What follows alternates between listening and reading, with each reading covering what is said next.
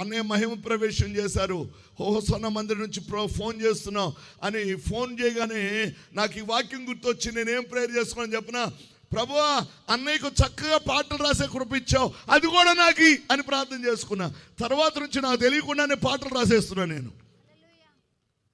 The same spirit he gave me. నేను అప్పుడప్పుడు పాస్టర్తో చెప్తూనే ఉంటాను. ఆ రోజే చెప్పాను నేను, నాకు ఫోన్ చేసిన ఆ టైంలో ఆ స్పిరిట్ వెళ్ళిపోతా ఉండొచ్చు. నేనైతే దేవుణ్ణి అడిగాను, ప్రభా జస్ట్ కారులో అలా కూర్చొని, దేవా నాకు అభిషేకాన్ని ఇవ్వండి, గివ్ మీ ద టాలెంట్. పాటలు అయితే పాడటం రాదు నాకు. గార్ధం స్వరం నేను పాడాను అనుకోండి, మీరు అందరూ పారిపోతారు. 4 పాటలు వరుసనే పాడితే పారిపోతారు. కొంతమంది ఉన్నారులే, నా పాట విని కూర్చున్న వాళ్ళు ఉన్నారు, స్తుతించే వాళ్ళు కూడా ఉన్నారు. హల్లెలూయా, హల్లెలూయా. కానీ ప్రభా చక్కగా నీ వాక్యానుసారంగా రాసే కృప దయచే ప్రభు అని అంటే నేను పొందుకున్నటువంటి వాటిలో కొన్ని ఉన్నాయి. ఎలా చెప్తే పోతే నేను 11 గంటలకు ఆపుతానని చెప్పాను, మీకు తెలియదు ఇప్పుడు 11:30 అయ్యి ఉంటుంది, నాకు కూడా తెలియదు, నేను చూడలే. దేవునికి స్తోత్రం, హల్లెలూయా, హల్లెలూయా. 11:30 అవుతుంది కనుక ఆపేస్తున్నాను.